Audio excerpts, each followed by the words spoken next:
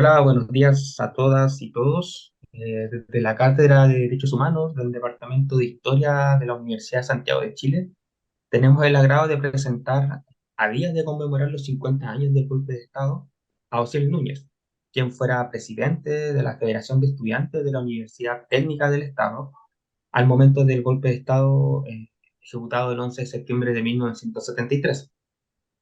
Con Ociel conversaremos sobre su experiencia como estudiante y dirigente de la UT durante esos años de la Unidad Popular, como también conocer además uno de los testimonios claves sobre la violencia golpista y dictatorial que se desarrolló en la misma casa de estudio, que hoy en día se denomina Universidad de Santiago de Chile.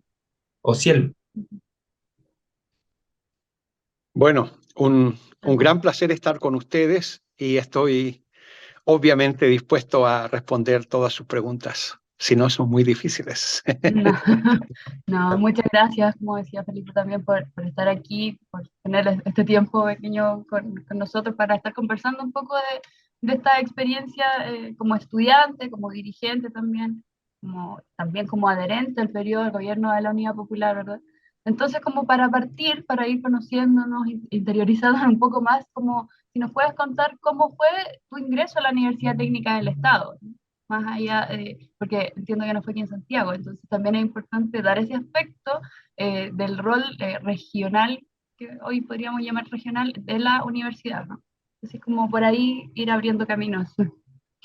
Gracias. Sí, efectivamente yo ingresé a la sede de Copiapó de la Universidad Técnica del Estado.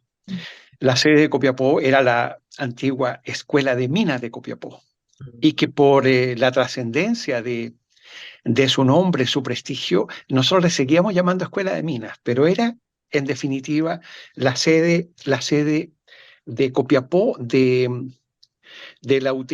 En ese tiempo la UT tenía 9 sedes, 9 sedes. Íbamos de Antofagasta hasta Punta Arenas. Eh, Te estoy hablando cuando yo ingresé, que eso fue en el año 66, y después devinimos en una universidad que estaba prácticamente en todas las regiones, en ese tiempo en todas las provincias. Y no solo eso, llegamos a estar hasta en los centros de trabajo. Pero cuando yo ingresé, éramos 9 sedes. Y en Copiapó yo entré a estudiar metalurgia extractiva. Eh, yo conocía poco del mundo minero, pero cuando ingresé a esa ingeniería y cuando me correspondió ir conociendo lo mágico del cómo salen los metales a partir de una de lo que antes simplemente para uno era una roca y que después para nosotros empezó a ser una mena mineral, y que de allí iban saliendo, digamos, los distintos elementos que le componían. Fue una cosa realmente mágica, muy, muy interesante, y me cautivó. Y confieso que no partí cautivado. Partí en la idea de que iba a estudiar una ingeniería, en cierta medida porque representaba un desafío, porque yo había estudiado en el Liceo Darío Salas, en donde era un liceo experimental, en donde nosotros teníamos, a partir del cuarto de humanidades en ese tiempo, es decir, teníamos 3 años en donde nosotros ya elegíamos la especialidad, o matemático, letras o biólogo. Y yo me fui al matemático. Y cuando terminé mi sexto, mi cuarto medio, eh, la profesora jefa, que era la profesora de matemática, le dijo a mi padre, que participó en esa reunión, me acompañó, digamos, cuando yo nos titulábamos, le dice: por favor, que Osiel no haga tal de continuar en nada que tenga que ver con las matemáticas. Él derívenlo oriéntenlo, díganle que se vaya por el lado de letras, etcétera, pero con matemáticas nada. Y eso, en cierta medida, yo estaba terriblemente despistado, no sabía qué estudiar, todo me gustaba, y al mismo tiempo nada era como para imaginarme en esa profesión durante toda la vida. Y era porque tenía un error en mi forma de pensar, porque imaginaba que cuando uno era doctor, vivía las 24 horas del día siendo doctor. Si uno era profesor, era las 24 horas siendo profesor. Si uno era lo que hubiese sido, digamos, yo decía, me gusta mucho, pero no para toda la vida. Y en resumen, no comprendía de que la vida de una persona no es solo su profesión, es muy determinante, pero hay un resto de existencia que uno le da el contenido, que uno lo busca, que uno lo forma, y por ende me fui a ingeniería. Yo creo que con la idea de que, bien, voy a responder a este desafío de por qué dice que yo no en matemáticas. Y ese año lo estudié, el primer año lo estudié, y aprobé todos mis créditos y evidentemente matemáticas allí. Fue el año en donde yo recuerdo que estudié, porque después fui un pésimo estudiante, y eso lo confieso desde ya, porque me involucré, me involucré al muy poco de llegar a Copiapó en lo que era la organización de los estudiantes, en este caso, digamos, la izquierda, en que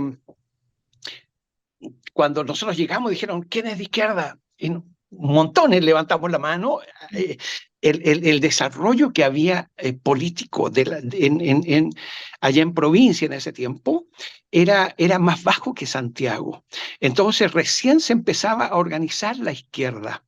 Y después dijeron, ¿quién ha tenido alguna experiencia gremial como dirigente estudiantil? Y yo había sido presidente ahí había sido presidente en el Darío Salas, y se me ocurrió indicar. Entonces me dice, tú eres dirigente Massa.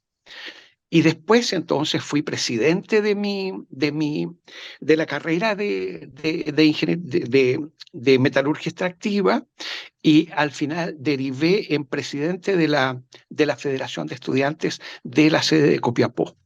Y cuando vengo a Santiago, como yo ya había tenido esa experiencia, aparecía un poco lógico que continuara en los mismos derroteros, y fui presidente entonces del Centro de Estudiantes de Ingeniería Industrial, que es, digamos, la ingeniería civil, la continuidad que nosotros teníamos después de ser ingenieros de ejecución, para rematar, digamos, en el nivel más alto de ingeniería.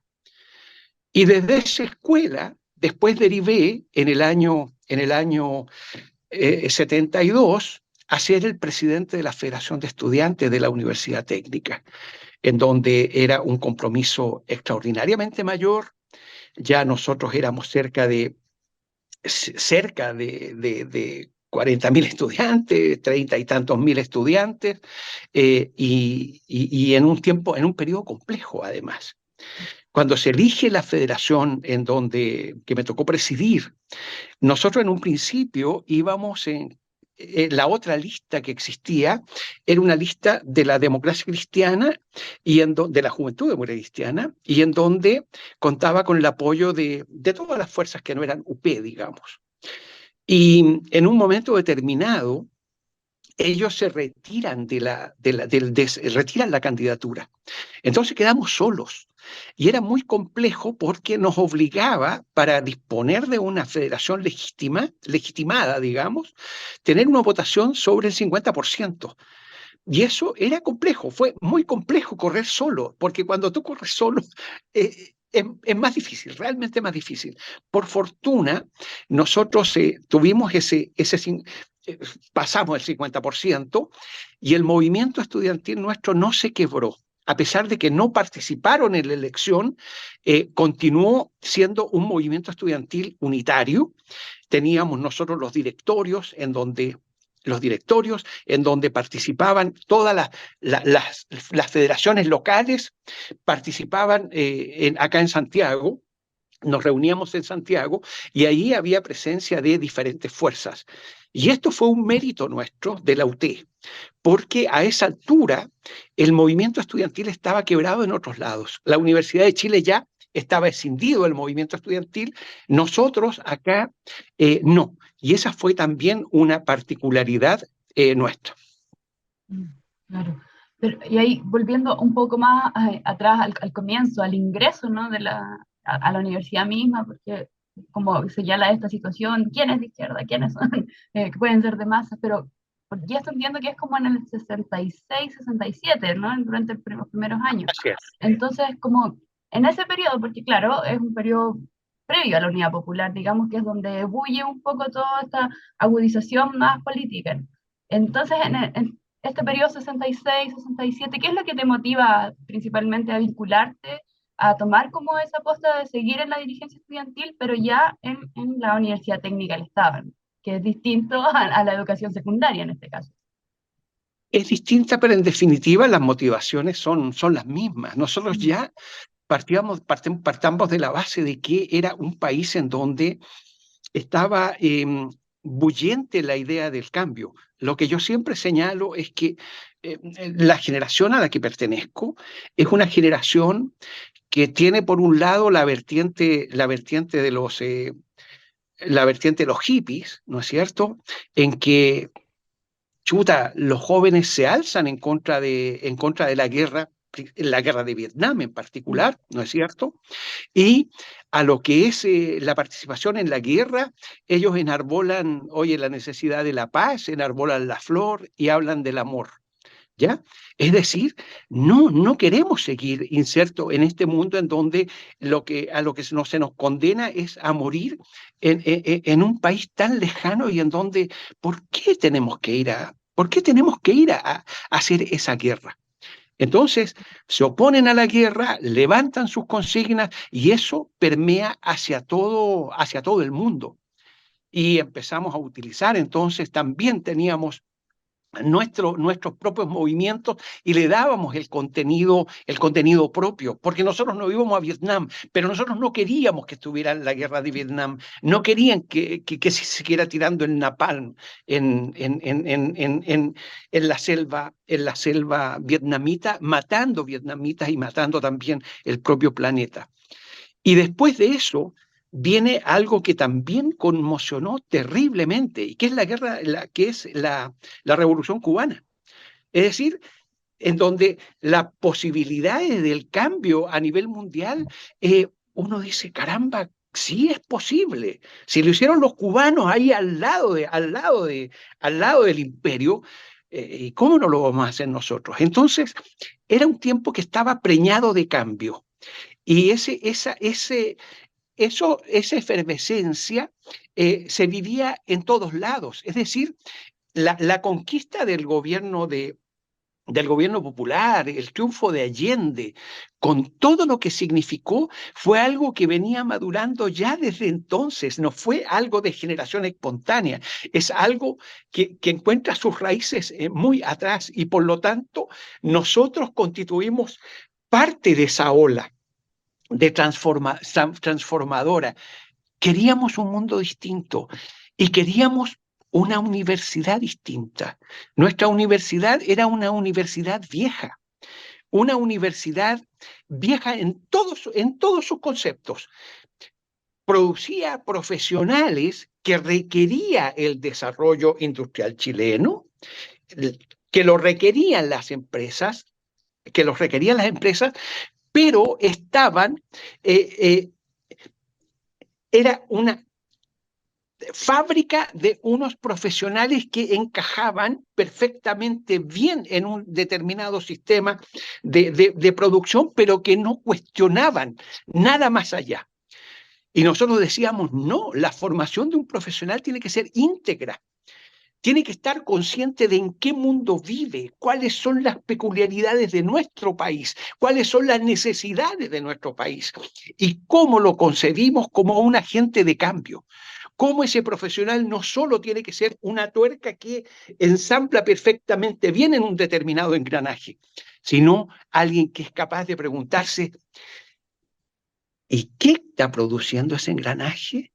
¿Cómo se distribuyen las riquezas que están surgiendo de ese engranaje? Y nosotros vivíamos en un país terriblemente injusto. Hoy día es injusto. Ayer era extraordinariamente más injusto. Y como tú veías la miseria, era algo más escalofriante, más chocante de lo de ahora. Por lo tanto, digamos, el cuestionamiento que existía a un viejo orden social rebalsaba todo.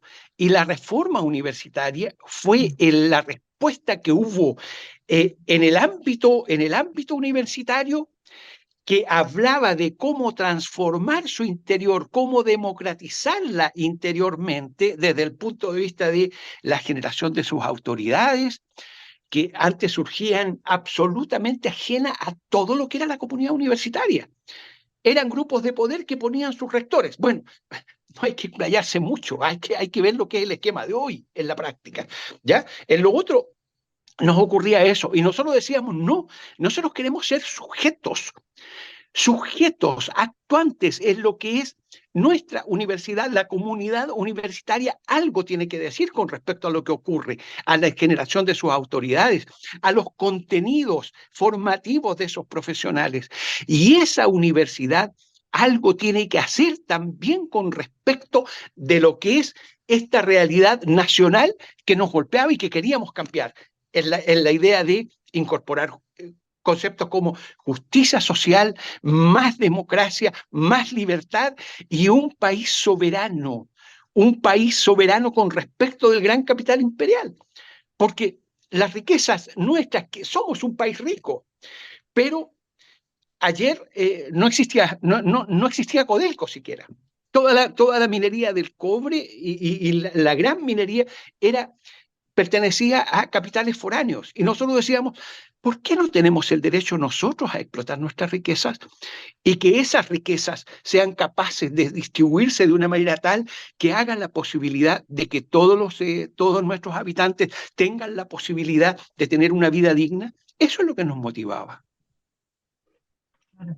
Claro, y en ese mismo sentido, por ejemplo, si yo te preguntara, no sé, sobre recuerdos más bien, digamos, más prácticos de esta vida universitaria entre los 60 y la Unidad Popular misma, pensando también un poco en las transformaciones justamente que buscaban, pero a través de qué actividades estaban buscando también conseguir esos objetivos. Y estoy pensando específicamente, por ejemplo, en el tema de los trabajos voluntarios, particularmente los de 1972, por ejemplo, que tienen una relevancia muy importante en cuanto a la universidad misma, a la comunidad universitaria, pero también frente al proyecto del gobierno popular, ¿no? Como ganar la batalla de la producción finalmente. Entonces, ¿cómo puedes recordar y nos puedes contar, digamos, de esa experiencia? A mí, en lo personal, me atrae mucho el tema de los trabajos voluntarios. Creo que es un tema muy hermoso, muy apasionante, y por eso tal vez recordar un poco ese tipo de actividades, pero también otros, buscando conseguir esos objetivos de transformación social finalmente, ¿no? Así es. Yo te puedo decir que cuando yo estaba en Copiapó, esto no era una actividad de la federación, sino que era una actividad de los que teníamos y de estas ideas de las cuales te hablo. Yo, por ejemplo, iba a trabajar con los pilquineros de Tierra Amarilla y me encantaba el trabajo con ellos, porque meterse a Supirquén, meterse a una mina prácticamente sin condiciones de seguridad ninguna, en donde te daba miedo y lo único que veías era lo poco que alumbraba tu lámpara minera, y compartir con ellos sus, sus miserias y sus riquezas, porque personas desde el punto de vista material con bastante poco, pero desde el punto de vista de su ideario y de maravilloso, pues maravilloso como todo ser humano que trabaja, que tiene sus sueños, ¿no es cierto?, que quiere constituir una familia, y ellos soñaban de pronto decían ellos, ya vamos a cortar la veta y nos va a cambiar la vida. Y esa veta normalmente nunca se llegaba a cortar. Y los que la llegaban a cortar efectivamente constituían esos pocos ejemplos que daba la fuerza para que muchos miles anduvieran detrás de conseguir esa cortada de veta que estaba reservada solo a muy poquitos. Y yo me acuerdo que iba a trabajar con ellos y de pronto buscamos con los que estudiaban ingeniería en mina, ¿De qué manera les podemos ayudar? Con el objeto de que no tengan que decir, no, cortamos hacia la derecha o hacia la izquierda solo en virtud del olfato, sino cómo colocamos un poco también de más del conocimiento, de la ciencia y la tecnología en la idea de poder ayudarles. Y eso que a lo menos allá se daba como casos puntuales, en tanto se va constituyendo federaciones estudiantiles que están imbuidas de esta idea del cambio, se va transformando todo esto en trabajos voluntarios que cada vez eran más poderosos. Fíjate, nosotros partíamos, nuestros trabajos voluntarios inicialmente eran trabajos que iban a cubrir determinadas necesidades sociales. Estábamos en construcción de plazas de juegos infantiles, construcción de caminos, construcción de puentes, arreglo de escuelas, de plazoletas. Es decir, estaba alfabetización. Ese era un tema que también lo tocábamos permanentemente, la alfabetización, porque teníamos una fracción de población analfabeta. Y eso, en las condiciones del gobierno popular, cuando se nacionalizan las grandes propiedades mineras y otros monopolios, en esas condiciones nosotros empezamos a derivar a los centros productivos y terminamos efectivamente contribuyendo en lo que tú señalabas, la batalla de la producción, al llevar ya no solo centenares de estudiantes a trabajar en las minas, sino llegamos inclusive a movilizar unidades académicas a los grandes centros mineros. ¿Y esto por qué? Porque cuando nosotros nos preguntamos qué tipo de ingenieros es el que necesita nuestro país, el desarrollo de nuestro país, y no teníamos respuesta para eso. Y al decirte no teníamos respuesta para eso, te estoy hablando, la universidad no tenía respuesta para eso, los académicos, los funcionarios, los estudiantes, porque era una tarea de todos nosotros el cómo hacíamos que esta universidad entregara el mejor de los frutos. Y se había nacionalizado el cobre, el salitre, el hierro, y teníamos responsabilidades de gestión de esos minerales, pero resulta que no teníamos formación como para tomar esas responsabilidades. ¿Qué significaba adentrarse en este mundo que antes el capital no permitía que los nativos llegaran a estos niveles de dirección? Porque, entre otras cosas, a través de eso evitaban que se produjeran nacionalizaciones, por ejemplo. ¿No es cierto? Pero ahora era nuestra responsabilidad. ¿En qué tanto tenían que cambiar nuestros planes y programas de estudio? Entonces, derivamos esas unidades docentes hacia los centros mineros para que tanto los académicos como los estudiantes fueran tomando de esas nuevas ideas. Y dijimos, caramba, hoy día en la práctica estamos mostrando esto de que el concepto de universidad tiene que ser un concepto que rebalse absolutamente lo que son las fronteras que hoy día conocemos de ellas. Y rebalsamos, y rebalsamos. Y a través de eso resolvimos problemas también complejos para la universidad, como por ejemplo, nosotros definíamos, ¿no es cierto?, la investigación, la docencia y la extensión como los pilares básicos del quehacer universitario. En el caso de la docencia estaba claro, había que formar los nuevos profesionales. Pero nos planteamos, ¿qué profesional formamos? ¿Cuál es el profesional que requiere el país? Y eso nos abrió una cantidad enorme de discusiones que podemos después tocarlas un poquito. Frente a la investigación, siempre estaba la discusión qué tanto de investigación pura y cuánto de investigación aplicada. Cuando esas unidades docentes salen a terreno, llegan con sus portafolios llenos de proyectos y de proyectos que teníamos la necesidad de resolverlos porque eran los cuellos de botella que estaban impidiendo que nuestro país pudiera producir más de un cobre que se transformaba efectivamente en el sueldo de Chile. Entonces era importante, no podíamos dejar de investigar esas cuestiones. Y la extensión, igual, porque la extensión no solo en el concepto que es extraordinariamente útil de todo lo que significa la actividad artística, la actividad cultural, sino que también estas otras actividades profesionales, formativas. Lo primero que ocurrió cuando llegan esas unidades a estos centros productivos es que nuestros propios egresados son los que toman el contacto y diciendo, tenemos necesidad de tales cosas, podemos, y empezaron a existir cursos para los profesionales que, por parte de nuestros académicos, para los profesionales que estaban en ejercicio. Y esos profesionales que estaban en ejercicio, a su vez, alimentaban a los estudiantes que habían llegado allá con determinados problemas o en enseñanzas de determinadas cuestiones específicas. La riqueza que tuvo eso fue extraordinario.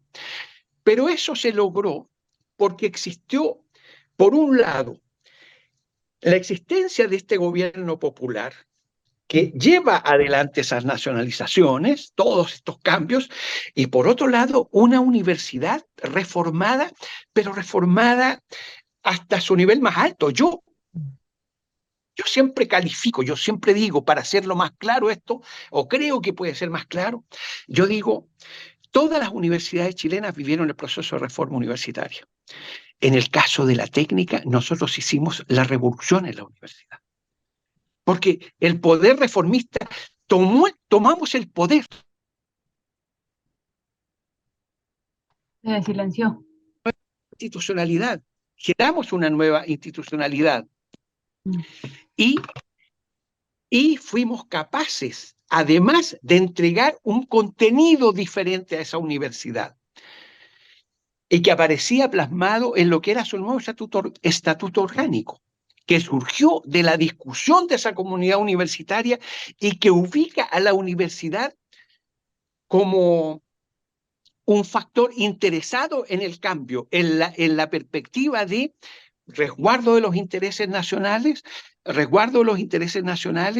y formadora de profesionales íntegros y democrática en la generación de su, y también en ensanchar el universo de quiénes eran los jóvenes que podían ingresar.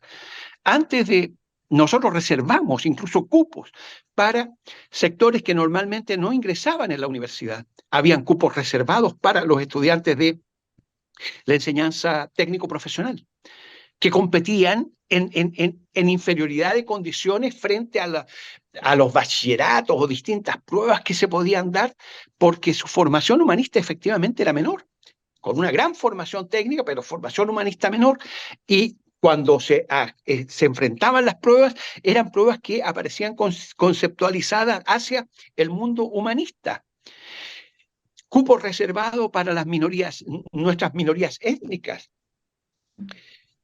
Y veíamos para hijos de obreros, para hijos de obreros, y después se plasma en un convenio CUT-UT en donde los propios trabajadores tenían la posibilidad de estudiar. Y otro de los requisitos que era necesario para poder llevar adelante todas estas transformaciones era disponer de un presupuesto adecuado. Y ese presupuesto adecuado lo tuvimos también en las condiciones del gobierno popular. Y eso es lo que hizo que esta universidad se identificase tanto con el gobierno popular. Porque no habría sido posible crecer de esos 12.000 estudiantes a 33.000 estudiantes en una hazaña, pero realmente maravillosa, maravillosa, en donde, en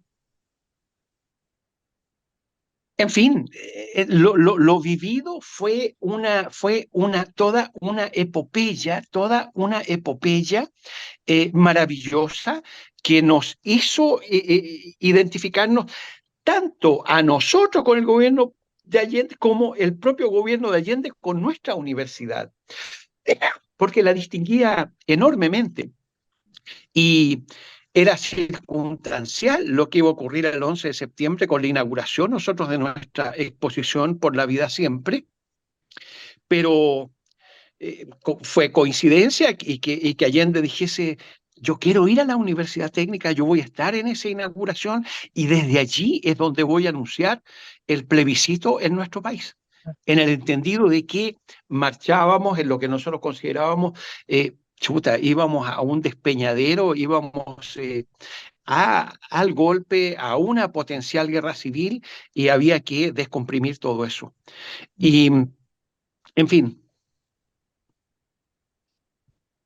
Ociel, bueno, ahora me toca a mí intervenir con algunas ¿Cómo preguntas no? y justamente nos daba de alguna manera el puente hacia lo que te queríamos conversar ahora. Nos comentaba recién sobre la etapa feliz, ¿cierto? Un poco el momento creativo, el despliegue de todo el compromiso social justamente que involucró a las y los jóvenes durante el periodo europeo, con las diferentes actividades que tú decías. Pero contrapelo también estaba el clima, ¿cierto?, de desestabilización, de conspiración, ¿cierto?, de la insurrección de los sectores dominantes, de la burguesía propiamente tal, ¿cierto?, de la mano justamente con la intervención extranjera, hoy en día ultra documentada. En ese proceso, tú como joven estudiante, junto a tus compañeros y compañeras, ¿cierto?, que te rodean en el quehacer cotidiano durante esos años. ¿Cómo recuerdas ese periodo vivido en la universidad entre el tanquetazo y el golpe de Estado, ¿cierto? Entre junio del 73 y el mismo septiembre del 73? ¿Cómo combinaban justamente todo ese poder creativo y compromiso de la mano con toda esta amenaza latente que no se sabía en qué podía terminar en ese momento? Un periodo extraordinariamente complejo, extraordinariamente complejo. Durante ese tiempo se enarboló el no a la guerra civil eh, para hacer comprender a muchos sectores que eh, se habían encandilado con, con, con, con, con esto de la propaganda por parte de la derecha y con y también sin interpretar correctamente por qué muchos de los fenómenos negativos que teníamos. Es decir, que el país estuviese cortado con esos paros de camioneros, los paros empresariales, con el mercado negro. Era realmente un periodo muy complejo en donde nosotros teníamos que estar contribuyendo con trabajo voluntario en la distribución de alimentos en sectores populares, eh, respondiendo incluso a las azonadas que se tomaba el centro de Santiago, Patria y Libertad, y ahí, por ejemplo, algo como para reflexionar, porque una de las medidas, y estaba dentro de las primeras 40 medidas, si no me equivoco, del gobierno popular, era el terminar con el grupo móvil, porque el grupo móvil era el grupo de carabineros que normalmente apaleaba las manifestaciones y nos apaleaba a nosotros cuando hacíamos nuestras huelgas por el presupuesto universitario o cuando salíamos en las demandas generales. Y ese grupo móvil era muy cruel, muy duro en su represión. Entonces, era un anhelo terminar con eso, con el objeto de que pudiera expresarse el derecho a la manifestación, eh, manifestaciones como las que te estoy hablando. Y se terminó el grupo móvil, lo terminó el gobierno de Allende. Pero nos ubicó en el punto en el cual, cuando Patria y Libertad se tomaba el centro de Santiago, teníamos que ir marchas de los estudiantes de la técnica y a veces salir también los estudiantes de la Chile para limpiar el centro de Santiago y que volviera a la normalidad. Es decir, hubo conceptos que no se aplicaron en términos correctos, porque no puede tampoco permitirse, digamos, el que azonadas de ese tipo, azonadas fascistas, sean consideradas como expresiones de movilización, las justas y movilizaciones, digamos, del cuerpo social. No era tal. Y nosotros teníamos que estar participando de eso. Era tiempo complejo, era un tiempo en donde, ya te señalé, enarbolábamos con mucha fuerza el no a la guerra civil. ¿Y qué pasó? Como la Central Única de Trabajadores convocó a una reunión a las organizaciones sociales, donde estábamos nosotros, las organizaciones estudiantiles, y allí se planteó como estrategia básica para responder a alguna sonada golpista, el que nos concentraríamos en nuestros sitios de trabajo, en nuestros sitios de estudio. Llegamos hasta ahí y realmente no había ningún detalle más allá de qué ocurre después. ¿Qué pasa después? Y eso nos llevó a nosotros de que cuando se produce el 11 de septiembre, para nosotros fue automático el responder con la toma de la universidad, por la convocatoria de toma de la universidad por parte de la Federación de Estudiantes y las asambleas que efectuamos en la idea de permanecer en nuestra universidad y defender, a como diera lugar, digamos, al gobierno popular. Te entiendo, gracias. ¿En qué circunstancias te pilla el 11 de septiembre? En la universidad, entonces estoy entendiendo. Sí, nosotros habíamos estado el día 10 hasta muy tarde, participando, ayudando, mirando el montaje de la exposición. Estuvimos hasta muy tarde. Y en la noche a mí me informan que el presidente Allende había llamado al rector para decirle que lo invitase a la inauguración y que él iba a entregar un anuncio muy importante al país, y ese anuncio era la convocatoria, el anuncio de la convocatoria a plebiscito. Cuando yo me fui a descansar y a redactar el párrafo, digamos, que iba a ser de bienvenida al presidente Allende en nuestra universidad como federación, me fui en el conocimiento de que al día siguiente se convocaba a este plebiscito.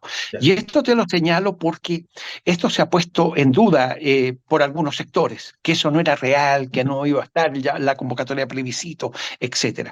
Te lo señalo como un hecho vivido por mí, el que esa convocatoria iba a ser.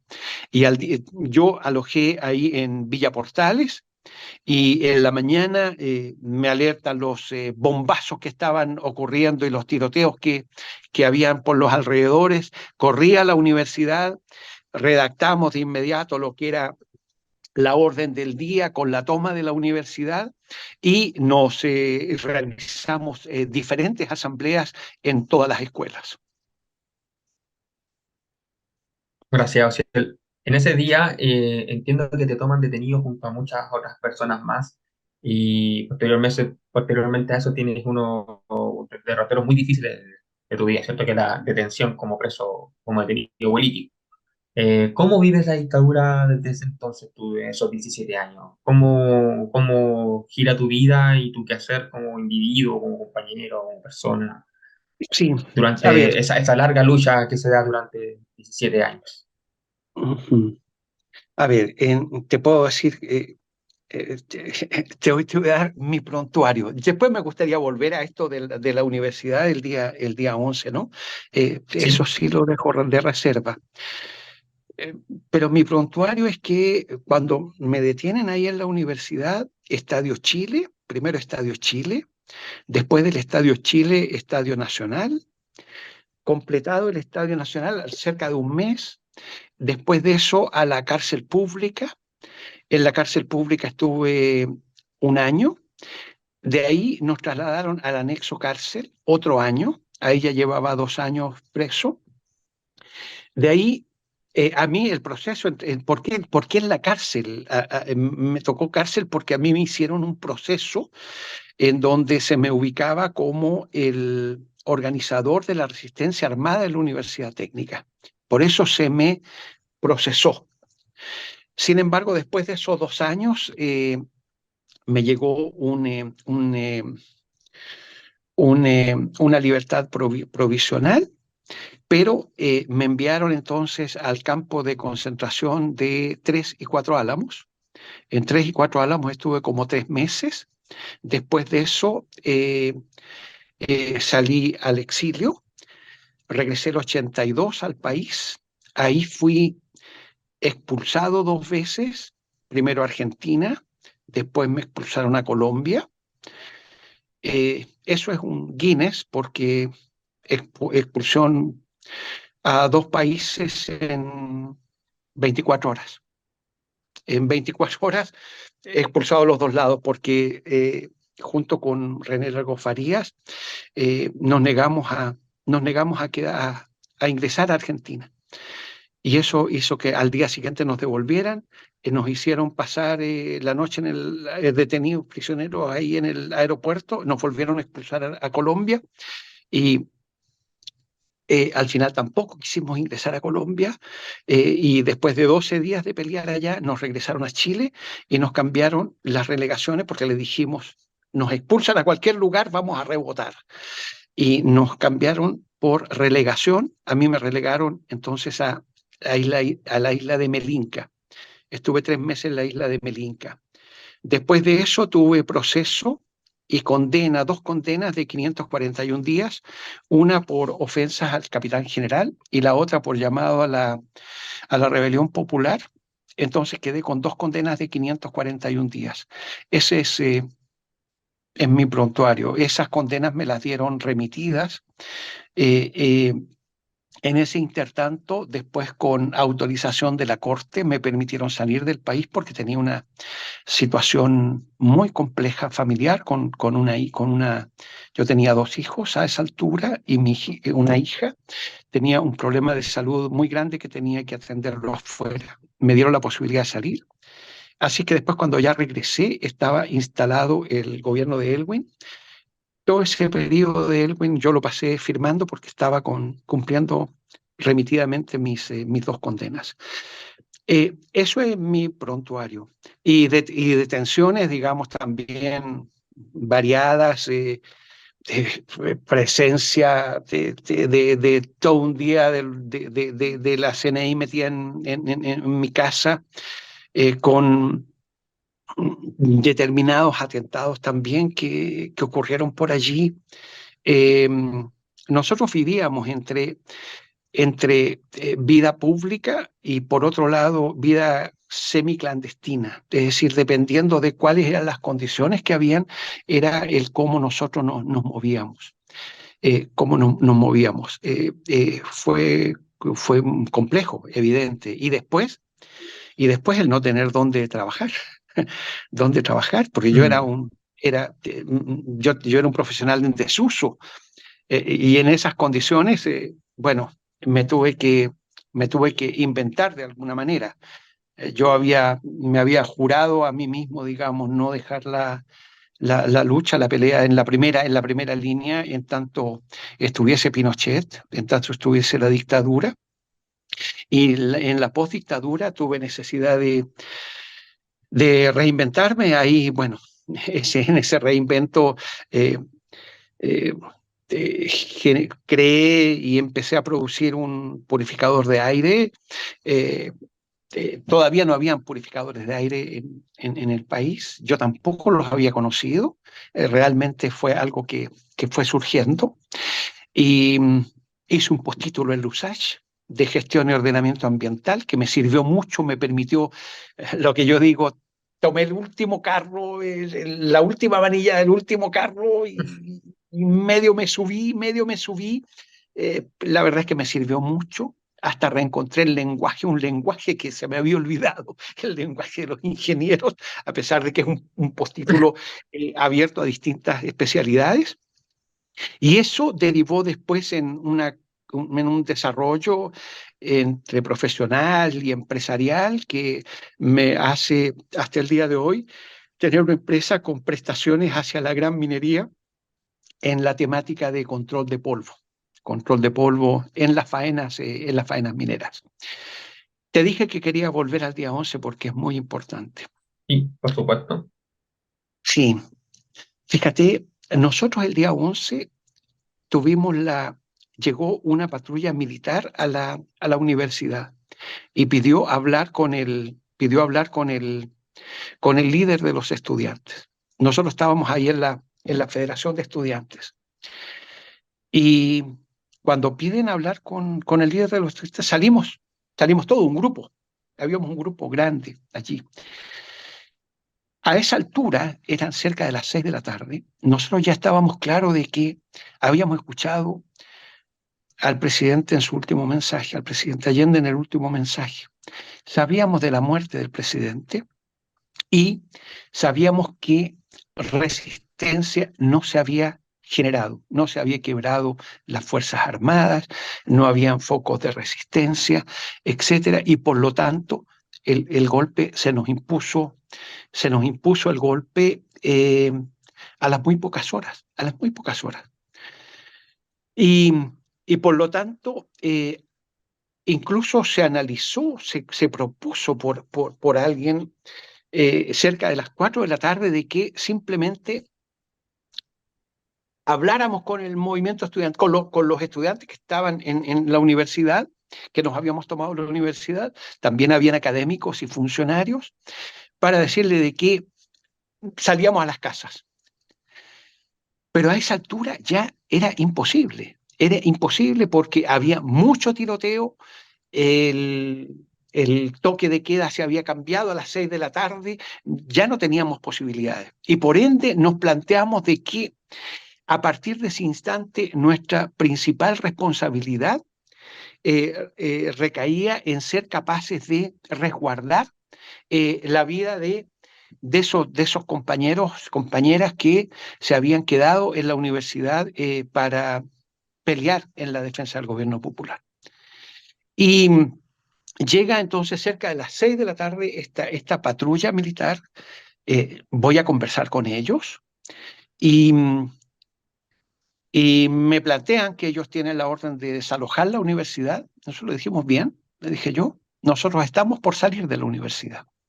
E incluso se preguntó si habían buses en ese mismo minuto, si disponían de buses, a lo cual le dijeron que sí. Y por lo tanto, nosotros estábamos en disposición de salir, los buses estaban, pero un oficial de carabinero que acompañaba a esa patrulla militar, a esos oficiales militares, plantean de que ya el toque de queda estábamos prácticamente a minutos. Estábamos a un par de minutos del toque de queda. Por lo tanto, ellos se comprometen a que al día siguiente van a llegar en la mañana con buses para llevar y distribuir a los estudiantes en puntos neurálgicos y puedan irse a sus casas.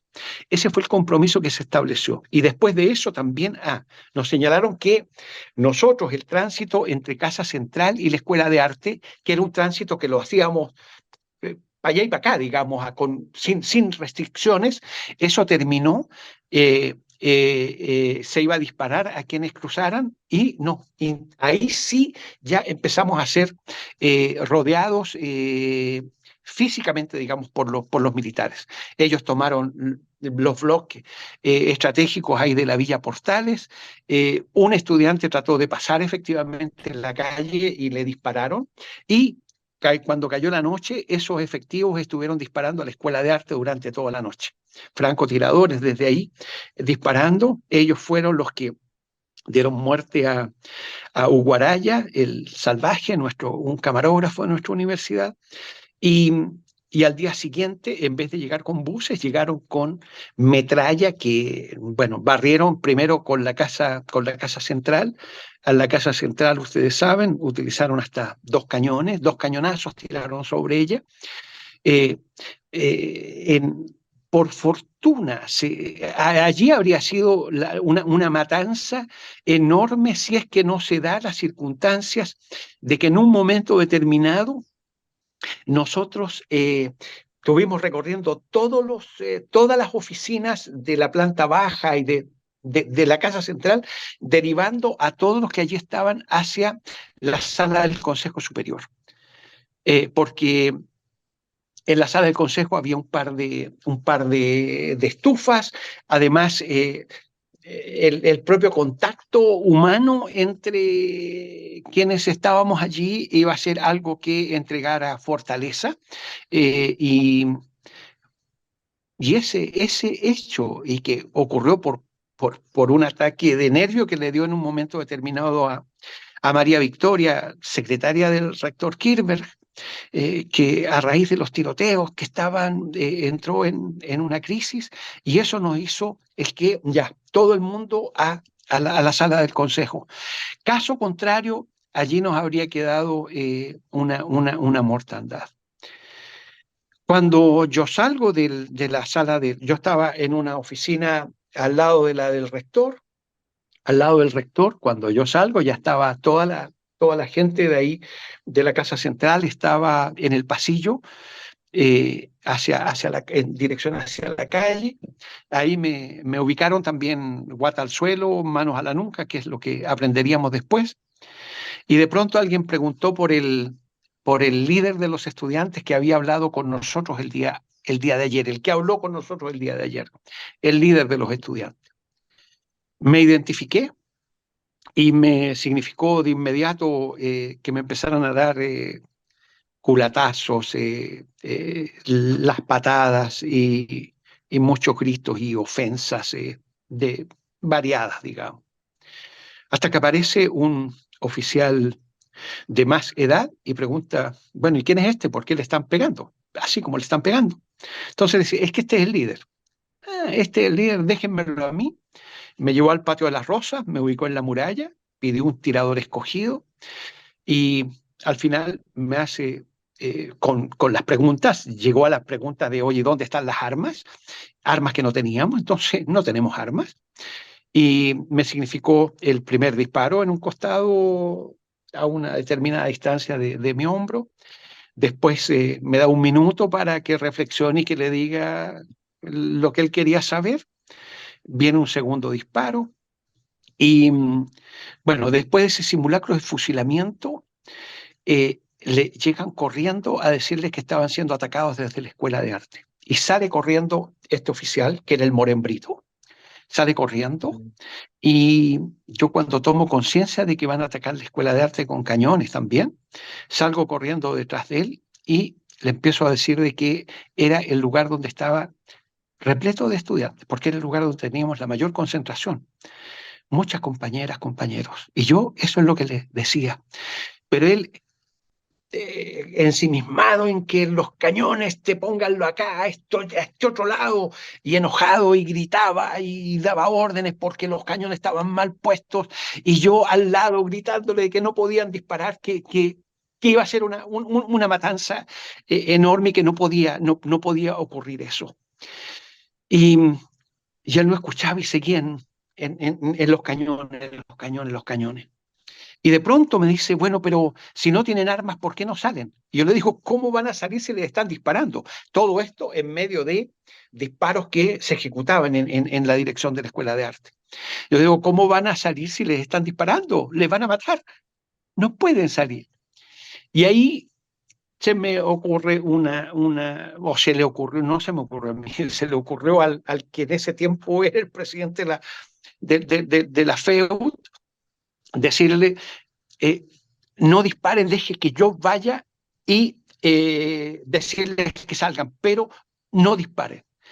Y me dice, bueno, ahora sí te estás jugando la vida, y me sacan a un costado por el estacionamiento de la Casa Central, y después de que continúan preparando su ataque, después de un tiempo llegan donde yo estoy, debo caminar por el centro de la calle, gritar fuerte, etcétera, cuestión que hago primero en extensión y comunicaciones, lo que daba frente a esa calle que te estoy hablando.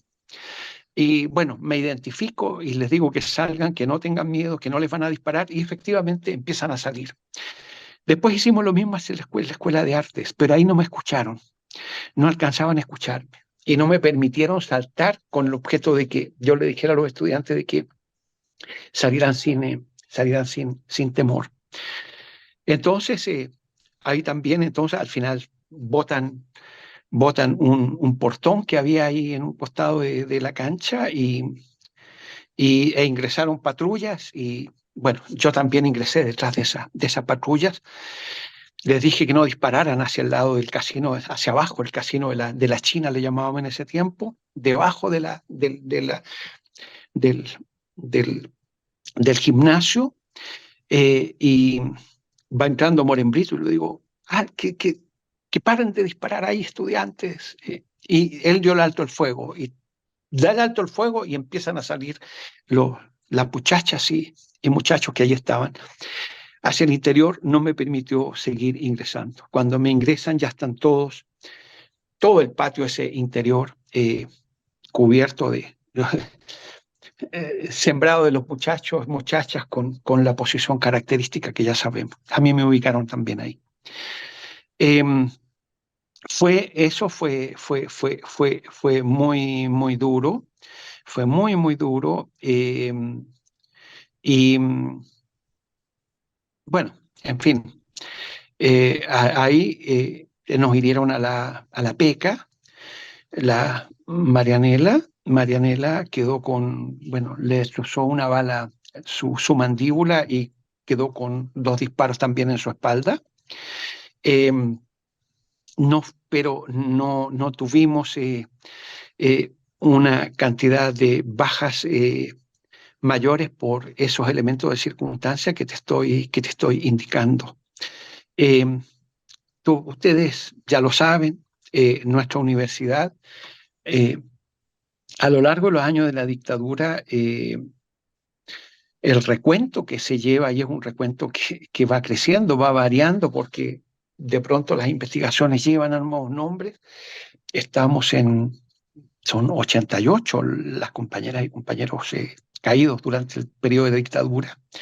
El gran porcentaje de jóvenes, 77 estudiantes, lo que yo llevo, según la estadística que yo llevo, son 77 estudiantes dentro de ese grupo, y algunos asesinados de manera tan cruel como Gregorio Mimisa, presidente de Ingeniería de Ejecución en Santiago.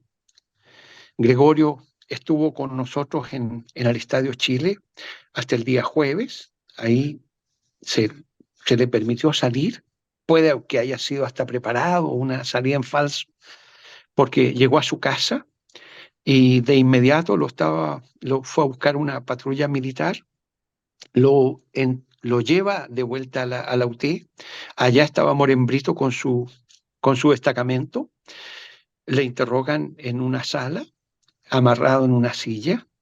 Me tocó ver la reconstrucción de escena de lo que fue eso. Morembrito ya había fallecido. Estaban los otros oficiales, y ellos cuentan que en esa sala, en el centro, en una silla, ponen a Gregorio. Unos dicen que estaba amarrado, otros dicen que no dijeron eso, pero en el pupitre del académico, todos los oficiales, eran como 6 o 7, y interrogándolo, dice, por las armas, dice, en circunstancias que ellos mismos ahí en esa reconstrucción dicen, nosotros ya estábamos absolutamente claros de que no habían armas en la universidad, porque habíamos revisado durante días y no habíamos pillado nada. Entonces sabíamos que no habían armas. Sin embargo, el interrogatorio que le hacen a Gregorio es, ¿dónde están las armas? ¿Dónde están las armas? Y en un momento determinado, bueno, le hacen poner una señal roja a la altura del corazón, lo vendan con un trozo de cortina de la propia, de una ventana que cortan con un yatagán. Él pide no estar con vista libre, pide también escribirle una nota a su madre, cuestión que no le autorizan, y de pronto todos indicaron, fue Morembrito el que hizo el primer disparo, sale hacia atrás y cae Gregorio y su silla, y Morembrito pide que sea rematado ahí decían, por los 2 oficiales más jóvenes. Ellos dicen, no lo hicimos porque, si bien es cierto, no estaba muerto, no murió instantáneamente. Dice, nos dimos cuenta que iba a morir. Esa es la versión que ellos dieron ahí en la reconstrucción. Sabemos que por su autopsia, que al final presentaba como 8 disparos, Gregorio. 8 disparos, y quemaduras en su rostro y en su torso, porque lo que señala la versión de uno de los militares que participó, esto no fue de la reconstrucción, sino que por otros cuadernos que estaban en el expediente, a Gregorio lo trataron de quemar en un horno de metalurgia. Entonces, 22 años, 22 años, 22 años. Entonces, nuestra universidad la pasó muy duro, y la pasó duro por esto que hablábamos al principio, es decir, el nivel de identificación que tenía con el gobierno popular, eh, y, y nos lo hicieron pagar duro, duro en vida, nos lo hicieron pagar duro en que, bueno, perdimos hasta nuestro nombre, perdimos nuestras sedes. Eh, eh, Hoy día, la USACH ojalá sea la heredera de la UT, ojalá lo sea.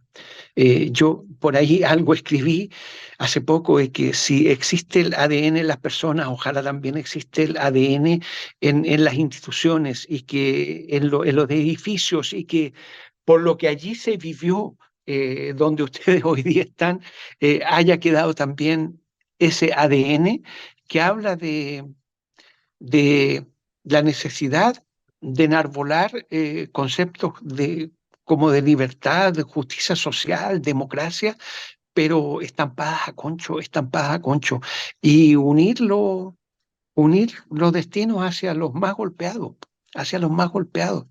Esto de vocación preferente por los pobres, a mí es algo que realmente me interpreta, me llena. Y eso fuimos nosotros en su momento.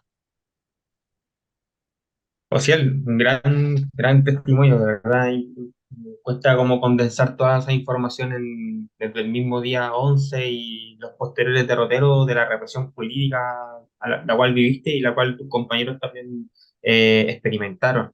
A propósito de eso, justamente, y ya para ir cerrando, que a de una última pregunta más, ¿cuál es tu opinión a propósito de las políticas de memoria y reparación en temas de derechos humanos desde el retorno a la democracia?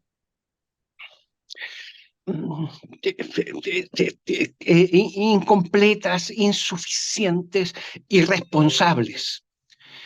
Todo eso junto, porque esto es equivalente a lo que señaló Elwin de esta justicia en medida de lo posible, y que es la mayor de las injusticias. Eso significa confesar, desde la partida se confesó de que no se estaba por justicia de verdad. Y por lo tanto también todo lo de memoria ha ocurrido exactamente lo mismo. Y sin Túnez, muestras para decir, sí, tenemos el Museo de la Memoria, sí, existe Villa Grimaldi, sí, existen sitios de memoria, pero eh, ahí están, eh, a media vida. Esto, fíjate, a mí me correspondió visitar Auschwitz, Auschwitz. Y en Auschwitz, cuando uno entra, hay hay una losa con una gran inscripción, y en donde dice: un pueblo que no conoce su historia está condenada a repetirla. Y, y acá no se está permitiendo conocer esa historia. Acá no se está permitiendo conocer esa historia. La justicia insuficiente, el cambio de institucionalidad. ¿Qué cambio de institucionalidad todavía? ¿No? Todavía por A, por B, por C, seguimos con la misma vieja constitución. Y pinochetista, ¿no? Y, y, los, y, los, y, la, y el, y, la, y, la, y el maquillaje que le puso, digamos, después Lagos, digamos. Entonces, mi opinión es que eh, no hemos hecho lo que correspondía con la memoria, ni con la justicia, ni con la democracia, ni con la libertad, ni con la soberanía nacional.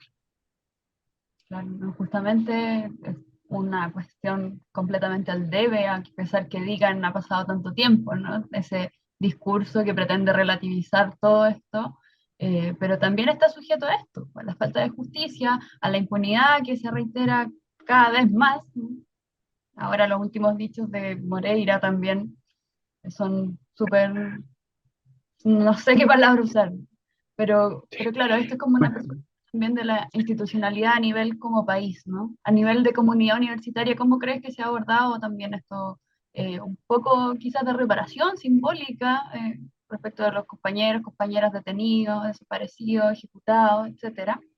Em, pero también cómo ha abordado justamente la universidad en esto de recoger y visibilizar esa memoria, ¿no? Y que perdure para justamente los que estamos hoy y también las generaciones venideras.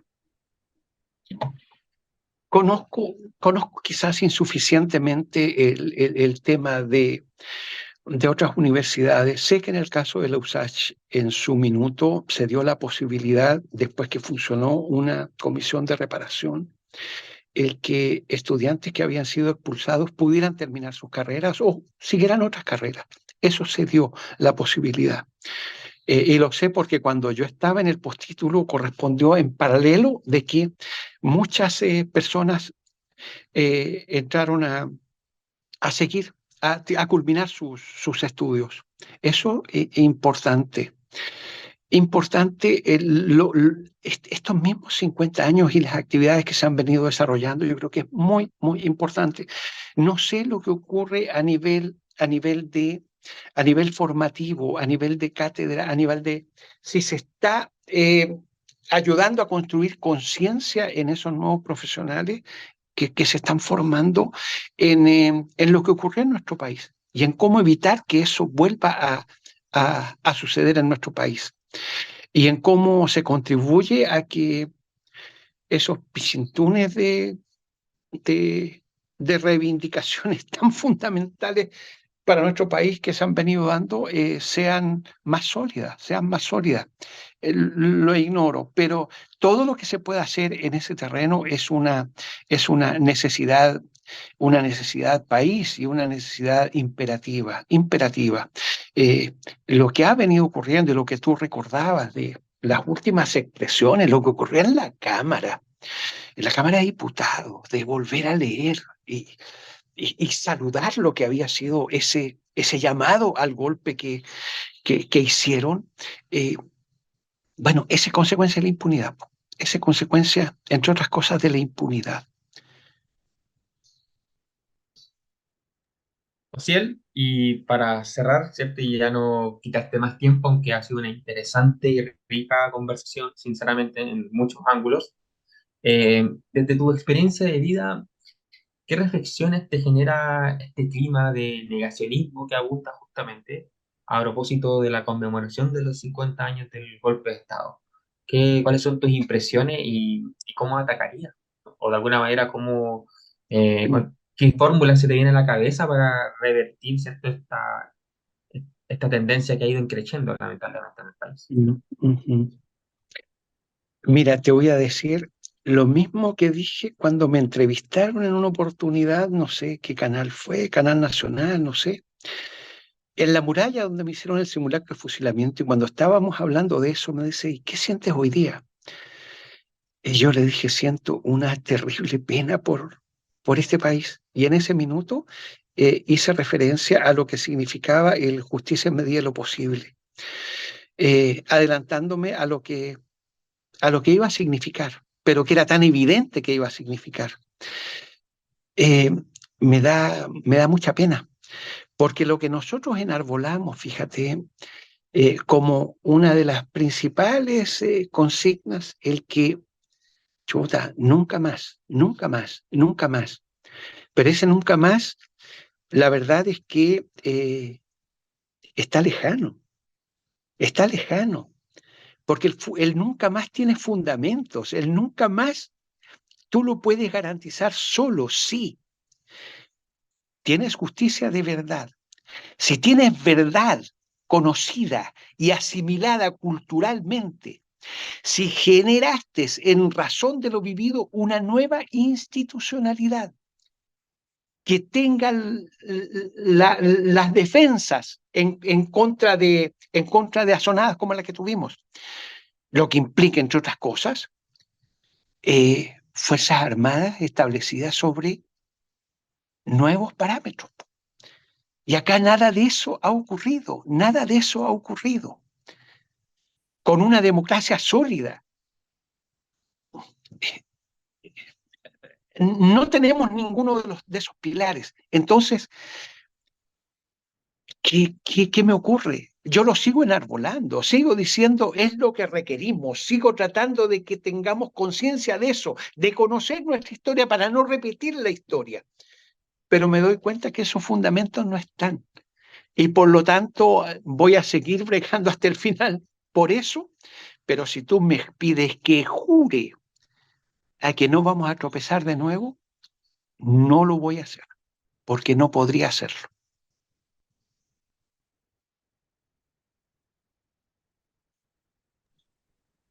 Creo que se pegó, compañero. ¿Cómo? Creo que se pegó, Felipe, justo. Ah, eso fue, sí, eso fue. Ahí volví. Súper.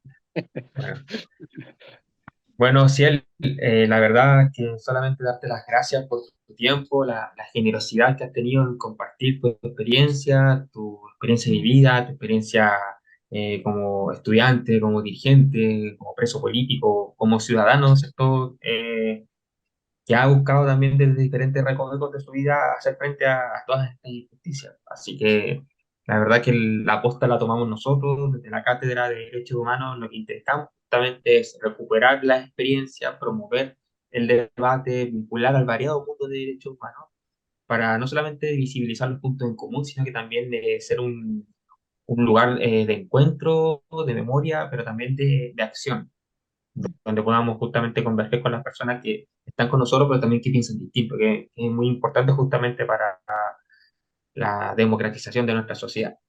Así que eso con Javiera y en nombre del equipo de la cátedra, te reiteramos nuestro agradecimiento. Bueno, Un pero abrazo para ustedes. muchas gracias, de verdad. Yo también retomo las palabras de Felipe, quedó ahí, pero no, Ya, yo también muy agradecida, ha sido una muy buena conversación, creo que podría ser mucho rato, pero bueno, no quitar más tiempo. Abrazo, Esquivo. abrazo. Muchas gracias, de verdad. Chao, abrazo. Gracias, chao. muchas gracias, Ociel.